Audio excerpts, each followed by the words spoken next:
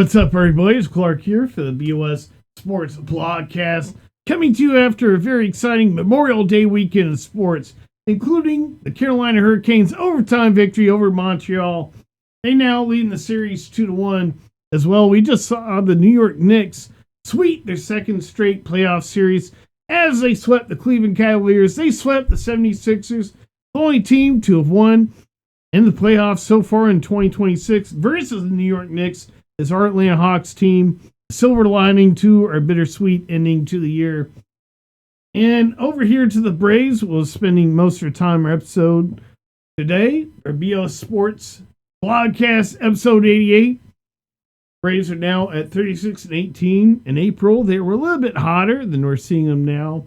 They played 19-8 ball in April. In May, they're now 14-8.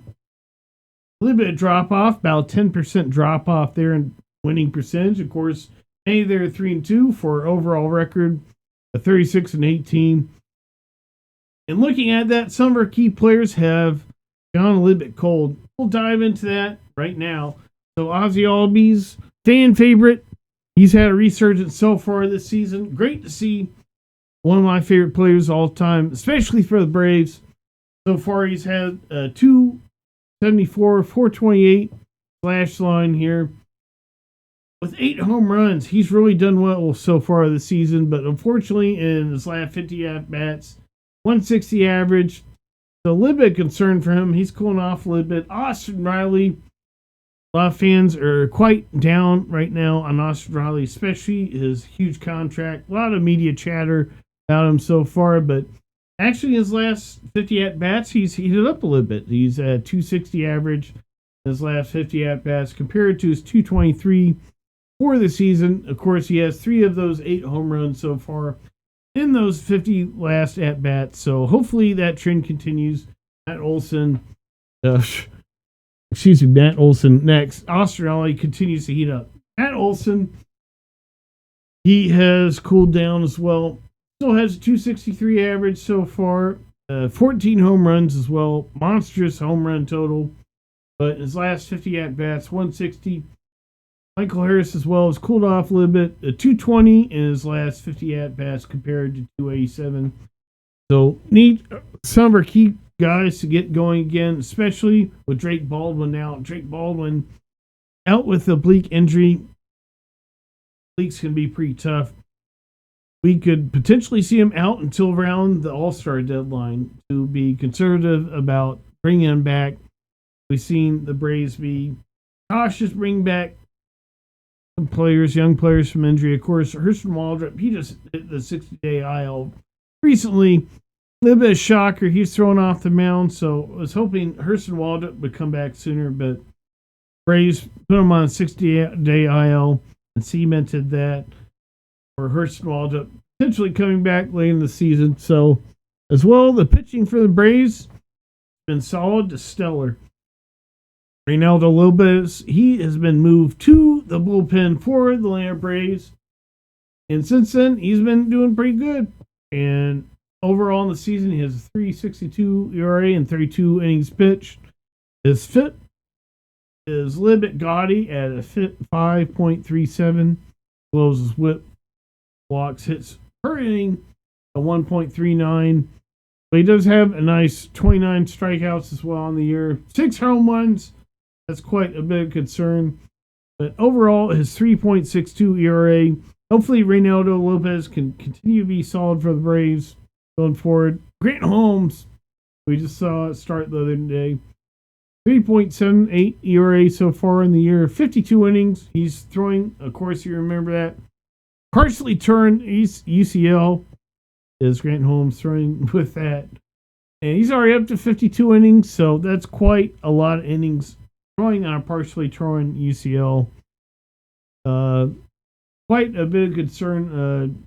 Does have a nice 27.2% whiff rate overall. Throwing that slider, forcing fastball, curveball. Martin Perez, he's been a nice surprise here for Atlanta Braves so far this season. 2.7 ERA. Of course, he used to be with the Rangers. Of course, we have C.J. Nitkowski in the booth. Also used to be with the Rangers. So who knows? Some kind of Rangers former connection bonding.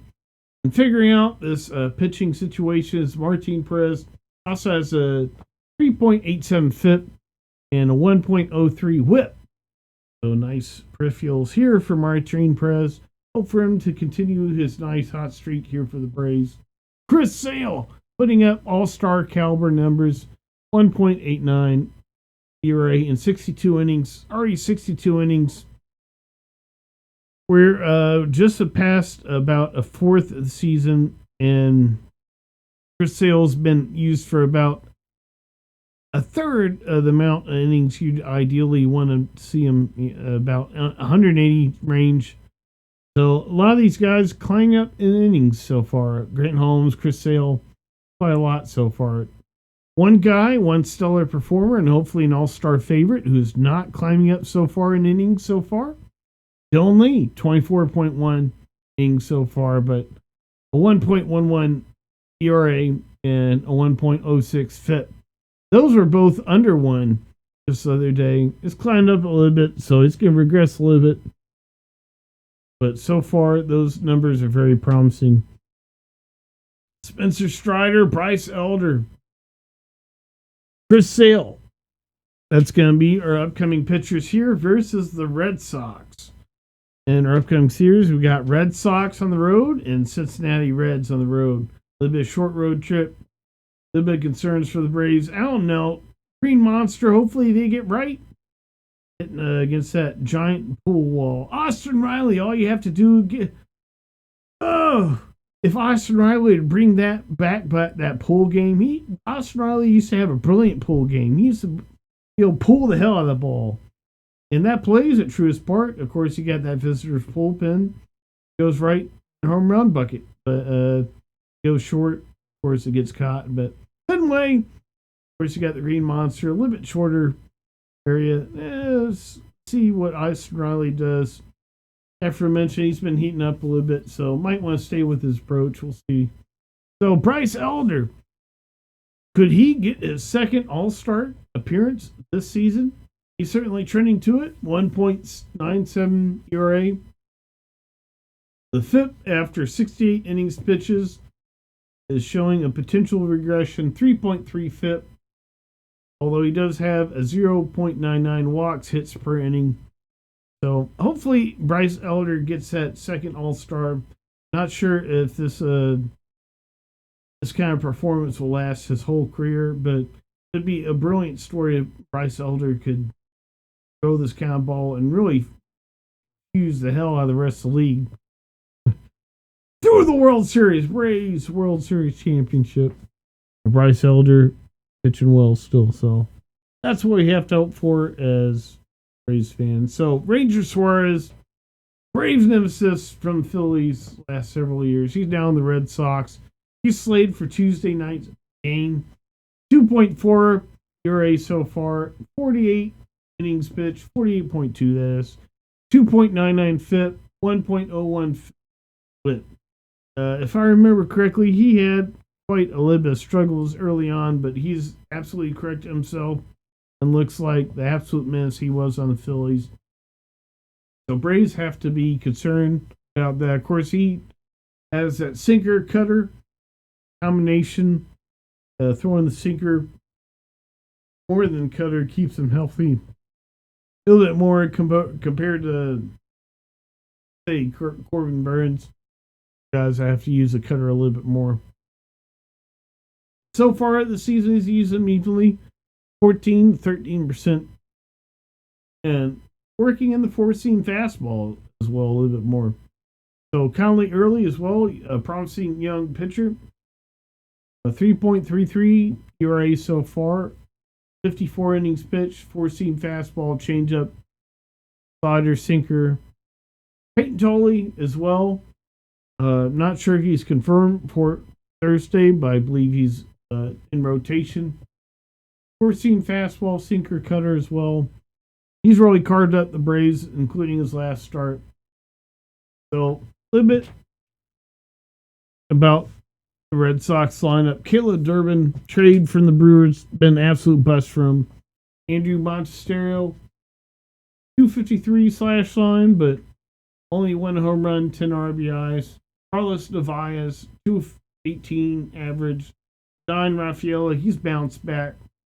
.278 average, 20 RBIs. One of their key bats. Connor Wong, .241.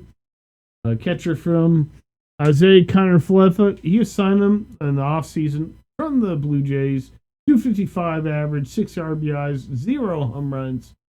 Jarren Duran, offseason, often cited candidate for a trade for the Red Sox, and he's below the Mendoza line so far, but he does have 6 home runs, 25 RBIs, hitting a gaudy 190 average. That's some dirty work by Jarren Duran. Marcelo Mara, he's had a slow start to his MLB career. .214 average so far this season. Atsutaka Ishida, many talked about him potentially being traded. .263 average, 1 home run, 70 RBIs. Potentially a good idea. Mickey Gasper, player will have to learn a little bit more about going forward, but this says he has a .324 average. 37 at-bats with a 26.8% hard hit rate. Those look like some good numbers. Braves might want to be careful with him. So, top performers of the day, of course, James Wood. He absolutely tormented the Braves this weekend in their loss to the Nationals. Again, he has a 4 RBI day. Ketel Marte. Sure wish the Diamondbacks would be up for trading him. He'd sure be a perfect fit for this Atlanta Braves team. 4 RBI day. Pete Alonso with the Baltimore Orioles, 3 RBI day. Bo Bichette, can he turn his season around? Got 3 RBI day. So multi-hit games. James Wood is up there. Blaze Alexander. Eugenio Suarez as they absolutely crush the Mets. Top performers today. Multi-hit. Strikeout leaders. Jacob Mezorowski. Another gem today. You have to imagine he has got to be front and center for NL Cy Young, as he had a 12 strikeout, 7 inning, 1 run day. So, as we progress here in BOS Sports Blogcast episode 88, we're about to take a throwback to last year. About last year, it had a Beyond the Stadium segment, a nice documentary on Kennesaw Mountain, and we're about to pivot to that right now. Viewable from the concourse at Truist Park, behind sections 425 and 325, just beyond the stadium, at 10.5 miles away, lies the Monadnock, that is Kennesaw Mountain. Boasting a modest 1,808 feet above sea level, is considered the highest point in metropolitan Atlanta, is loaded with history from the Hadeen Eon to Civil War, which is actually as well how the history of Kennesaw Mountain ties into the history of Major League Baseball. Before we get into the history of Kennesaw Mountain and its connection to Major League Baseball, of course, with the first Major League Baseball commissioner being named after it, Kennesaw Mountain Landis. First, take a look here. The beautiful sights of Kennesaw Mountain. Nice scenery here close Atlanta. Of course, Blue Ridge Mountain's not far away. The Kennesaw Mountain is not a part of that mountain range aforementioned. It is a Monadnock, standalone mountain here. And adjacent to it is Little Kennesaw and Pigeon Hill. It is quite a physical 1 mile to the top of Kennesaw Mountain, 1 mile straight up to that 1,808-foot summit. There's side trails all along it, different ways to cut out and carve out a nice day hiking. If you want to take a short hike, you can go up and down the mountain. As well, there's biking areas, roads. If you want to do the full Muncie, it's 16.2 miles from Visitor Center to Cold Farm and back. Not a ton of elevation, though. So here's Kennesaw Mountain Landis and the history of that. The first commissioner of Major League Baseball, Kennesaw Mountain Landis, was fathered by a man named Abraham Landis, who served as an assistant surgeon with the 35th Ohio Volunteer Infantry Regiment during the American Civil War at the Battle of Kennesaw Mountain on that fateful day of June 27th, when Abraham was severely wounded when a ricocheting cannonball struck his left leg below the knee, shattering it horribly. As a medical man himself, he likely understood the gravity of his injury. The wound required extensive hospital recovery and ended his military service, leading to his honorable discharge on September 27, 1864. But it did not prevent him from giving birth to or fathering Kennesaw Mountain Landis. His name is spelled with one N in Kennesaw. It was an interchangeable spelling at the time. It has since been formatted to the current spelling of Kennesaw with two N's. He was born on November 20th, 1866 in Millville, Ohio, where he had a long career in law, running his own corporate law practice in Chicago, as well as serving as a personal secretary to Walter Q. Grisham, Secretary of State under Grover Cleveland.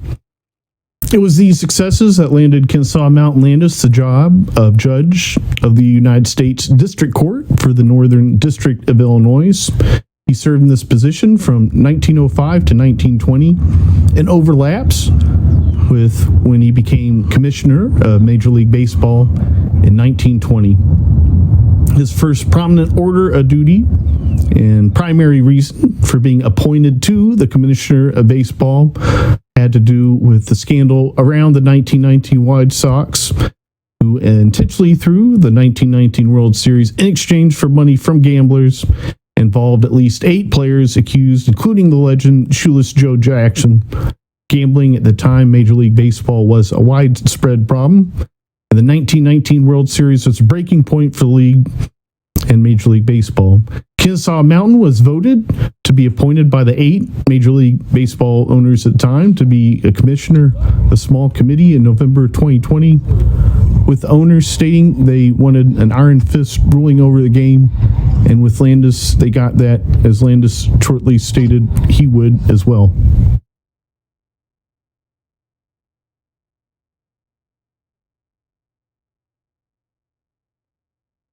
The day after the Black Sox, nicknamed the team from the 1919 World Series who threw the series, they were found not guilty in a trial by jury on August 2nd, 1921. The day after, on August 3rd, Kennesaw Mountain Landis issued a statement banning the 8 accused White Sox players, including Shoeless Joe Jackson, from the game of baseball for life. Kennesaw Mountain Landis issued this statement: regardless of the verdict of juries, no player that throws a ball game, no player that undertakes or promises to throw a ball game, no player that sits in a conference room with a bunch of crooked players and gamblers where they ways and means of throwing ball games are planned and discussed, does not promptly tell his club about, will ever play professional baseball. Of course, I don't know any of these men will apply for reinstatement, but if they do, the above are at least a few of the rules that will be enforced. Just keep in mind that, regardless of the verdict of juries, baseball is competent to protect itself against crooks both inside and outside the game. Players from the 1919 White Sox, they attempted to appeal the ban several times, including shortly after when Buck Weaver reached out directly to Commissioner Landis appealing for reinstatement. Shoeless Joe Jackson as well argued innocence, citing his .375 batting average in the series and that he was innocent in accusations. As Landis stated, and the owners of Major League Baseball stated when they appoint him to rule over Major League Baseball with an iron fist, he denied every attempt for reinstatement by those White Sox players. So we've now successfully hiked up Kennesaw Mountain, as we've seen in our pictures and videos. We're now about to start looking towards Little Kennesaw Mountain. Little Kennesaw Mountain is 1,601 feet in elevation. Its elevation is quite a bit further spread out than Big Kennesaw, providing for different workout experience if you're going to hike that area. For that, as many people do daily, locals certainly make it a part of their routine, weekly, monthly, daily routine to visit the mountain, get their exercise in. As you'll even see bikers on the road. Be careful for those cyclists. They go pretty fast on the road around the mountain there.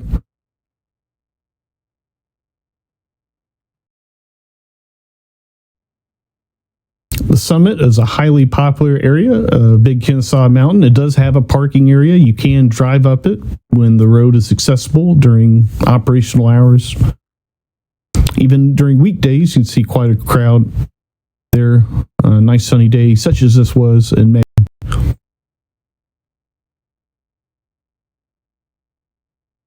Before we end our story on Kennesaw Mountain Landis, enjoy some sights, sounds, and more information here about Kennesaw Mountain and the National Recreation Battlefield area.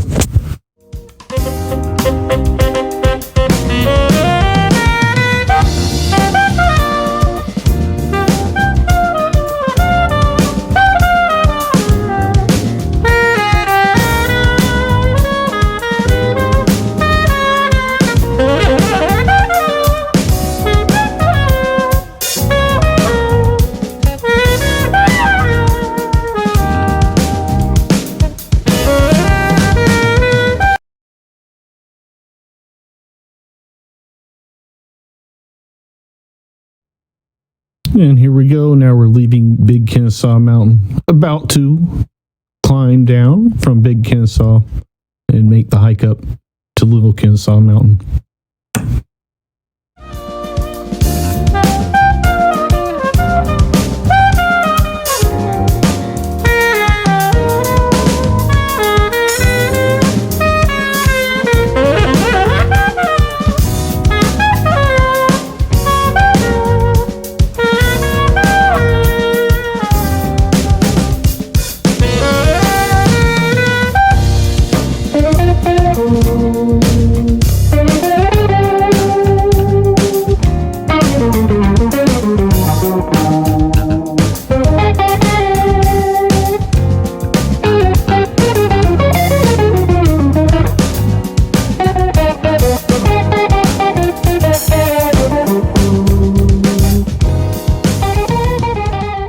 There's history all along the trail, as well nature as well. Have to keep your eyes peeled, sights, sounds, never know what you'll find.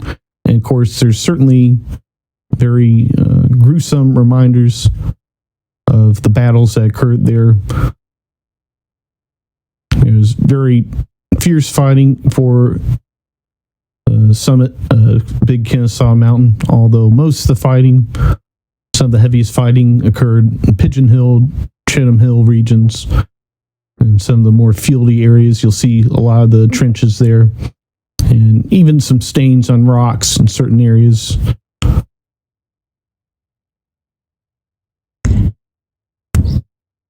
Before you know it, you're at this road. It splits Big and Little Kennesaw. Aforementioned, watch out for those cyclists. They go pretty fast. Here's how the trail leading up to Little Kennesaw Mountain looks. Aforementioned, it's more of a tempered slope as well. You did not quite climb all the way down from Big Kennesaw Mountain. So a little bit of the elevation is already out of the way already. Back half of Little Kennesaw Mountain from Pigeon Hill, as we're seeing in this shot here, is quite rocky and provides quite a unique workout compared to the Big Kennesaw Mountain. It's a very rocky trail on the back half of Little Kennesaw Mountain, as we'll see later in these pictures and videos coming here. But here is Little Kennesaw Mountain as viewed from Pigeon Hill. Enjoy.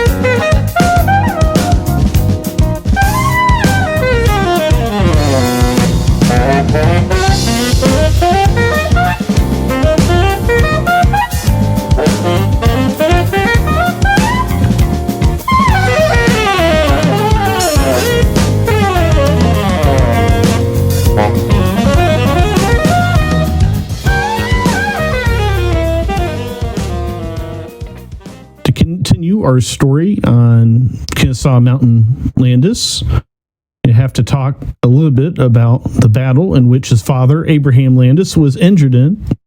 The Battle of Kennesaw Mountain primarily fought on June 27, 1864, during the American Civil War, pivotal movement in the Atlanta campaign occurring in northwest Georgia near present-day Kennesaw Mountain National Battlefield Park in Cobb County, about 25 miles from downtown Atlanta. Union forces Major General William T. Sherman, with about 100,000 Union troops, confronted Confederate forces led by General Joseph E. Johnson, commanding about 63,000 Confederate troops along a fortified line centered on Kennesaw Mountain. The main Union assault targeted the Confederate positions around the mountain's southern slopes, particularly near Pigeon Hill and Chatham Hill, now key areas, National Battlefield Park. So if you want to walk a bit of a historic hike and a little bit such as the Union did in their battle, you'd park at Chatham Hill and then walk and do the hike to Big Kennesaw, such as Union forces did back in 1864. Reserve site. General Sherman's failed frontal assault resulted nearly 3,000 Union casualties compared to 1,000 Confederate losses, but subsequent flanking maneuvers forced Johnson's retreat toward Atlanta by early July. During the Battle of Kennesaw Mountain on June 27th, the Union forces under General William T. Sherman launched a direct assault on Confederate fortifications along Big Kennesaw and surrounding ridges, a departure from Sherman's typical flanking strategy, which he would eventually turn back to and succeed with that. The attack focused on three key points along the Confederate line, which stretched along Big Kennesaw, Little Kennesaw, adjacent areas such as Pigeon Hill and Chatham Hill, now part of the Kennesaw Mountain National Battlefield Park as a whole.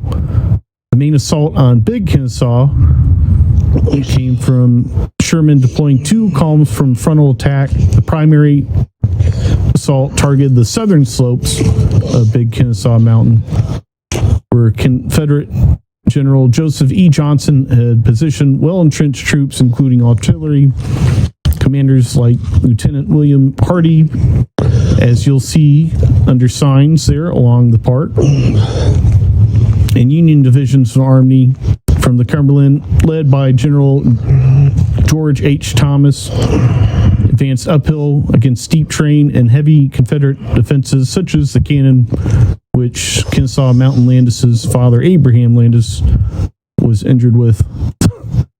The rugged slopes of the Pigeon Hill of the Big Kennesaw, combined with Confederate earthworks and artillery, made the assault particularly challenging, resulting heavy Union casualties and little progress. Along Pigeon Hill, south of Big Kennesaw Mountain, Union troops from the Army, Tennessee, under General James E. McPherson, attacked Confederate forces in Pigeon Hill, a rocky outcrop near Little Kennesaw, terrain covered with dense underbrush and boulders, such as we see pictured earlier. Chatham Hill and Dead Angles, where some of the most fierce fighting occurred, where Union troops from the Army of the Cumberland, specifically under Brigadier General John Newton's division and Colonel Daniel McCook's brigade, assaulted a fortified Confederate salient known as the Dead Angle. Confederate defenders, primarily under General Benjamin F. Cheatham division, held a strong position with breastworks and clear fields of fire. Union soldiers faced devastating volleys and artillery barrages, suffering heavy casualties. McCook himself was mortally wounded despite breaching from some defenses. The Union attack stalled, unable to overturn the intense Confederate positions. Union's frontal assault on Big Kennesaw and its associated positions was largely unsuccessful due to Confederate fortifications, difficulty of defense tactics. Sherman's forces suffered approximately 3,000 casualties compared to Confederates' 1,000. Recognizing futility of further direct assaults, Sherman reverted to his flanking strategy, maneuvering around Johnson's left flank towards Marietta, forcing the Confederates to withdraw towards Atlanta by early July. Attack on Big Kennesaw Mountain highlighted the challenges of assaulting entrenched positions and shaped Sherman's subsequent campaign tactics.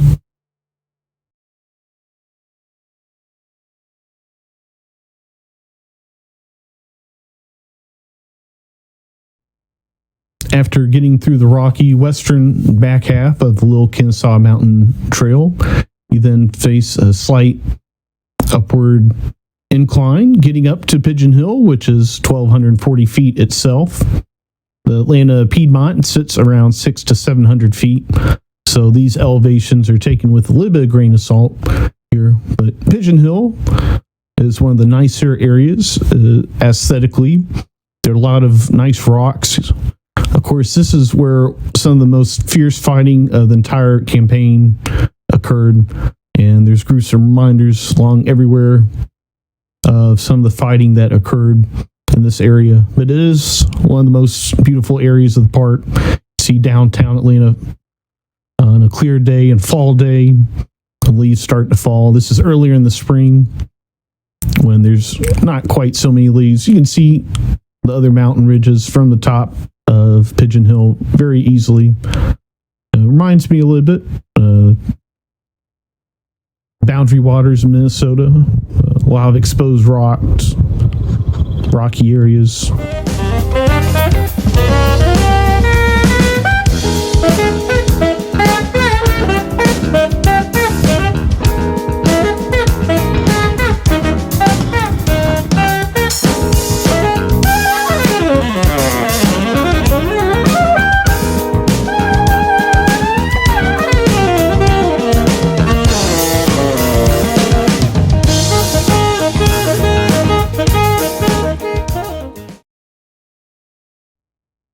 Depending on how you cut out your day, this could be towards the end of your day. You're coming down Pigeon Hill and coming into the Pigeon Hill parking lot area as pictured here. But for those serious hikers, you can continue on, do the full 16.2 mile trek. From here on out, it's mostly historic related. There's not a ton of nature scenery. There are some nice fields, of course, the battlefields where those very fierce battles occurred. There's no ball playing, no football playing, no horseplay on those battlefields, as they like to keep a reverent, respectful vibe there at the park. But as you walk along there towards the Lincoln Monument and further on to Cold Farm, the nature all along, have to keep your eyes peeled as well. I see some ruins of previously existing buildings, including old churches, as about to picture here.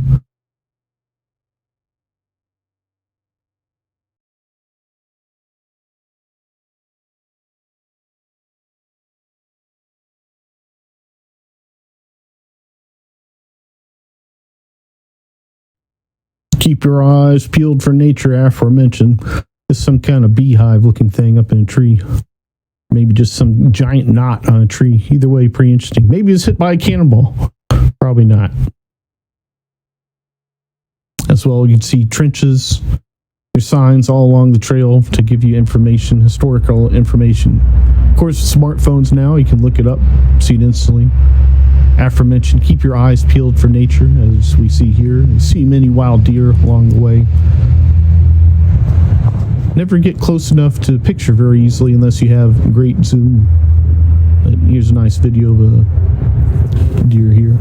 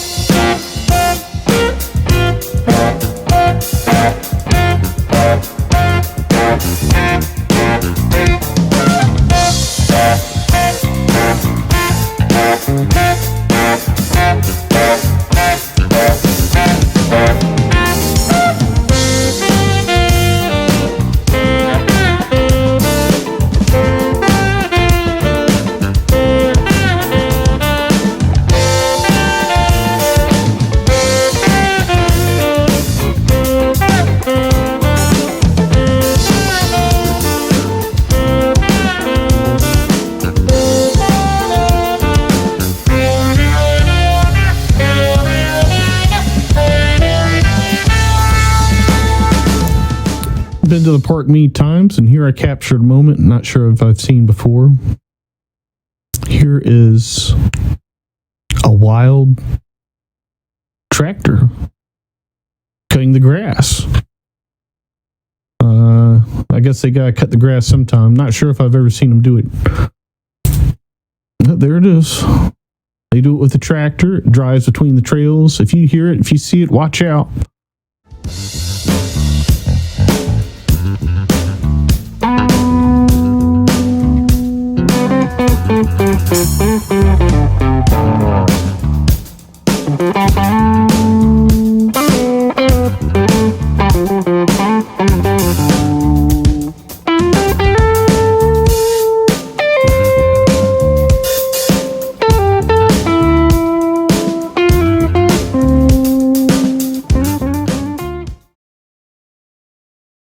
The disappointment and impact on the band players was well documented.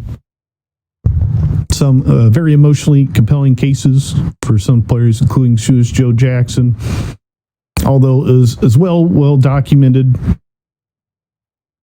that Kennesaw Mountain Landis's severance of those 8 accused White Sox players of throwing the 1919 World Series reinstated the public's trust into Major League Baseball and the game of baseball, which helped grow it into the game it is today. Kennesaw Mountain Landis would serve as Major League Baseball commissioner until his death in 1944.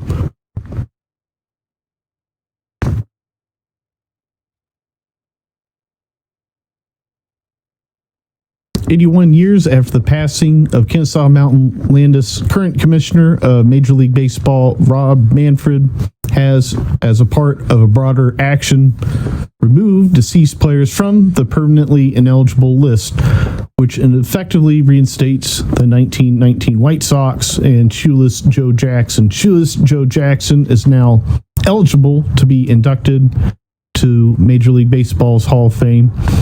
It will be interesting to see in the near future if they get in, if Shoeless Joe Jackson gets in, Pete Rose gets in, all those kinds of discussion, as all deceased players who were on the permanently ineligible list are now eligible again. As you make your way to Cold Farm, you'll pass by the Lincoln Monument. Of course, plenty of cannons all along the trail. The cannons on top of Big Kennesaw, Little Kennesaw, Pigeon Hill, and cannons everywhere. Cannon near Lincoln Monument as well.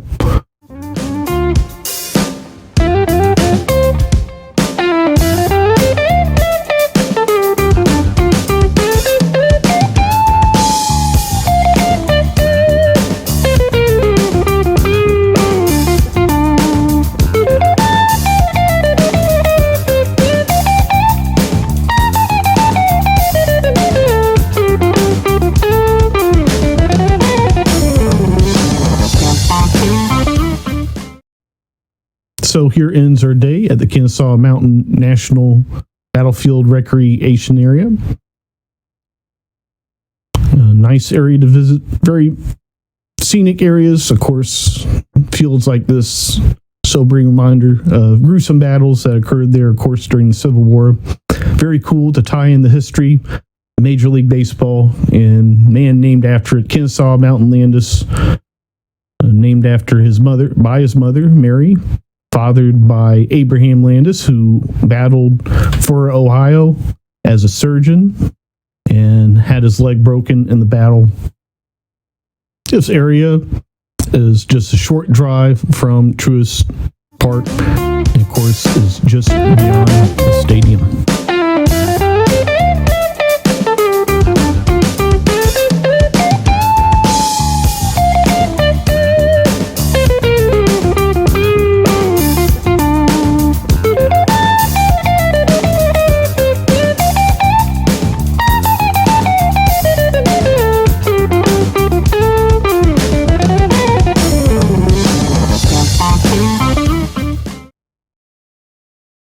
So be sure to stream previous episodes of BOS Sports Blogcast, stream Bar Soap music, stream Changeable Jazz music, And I'll see you soon after next BOS Sports Blogcast episode.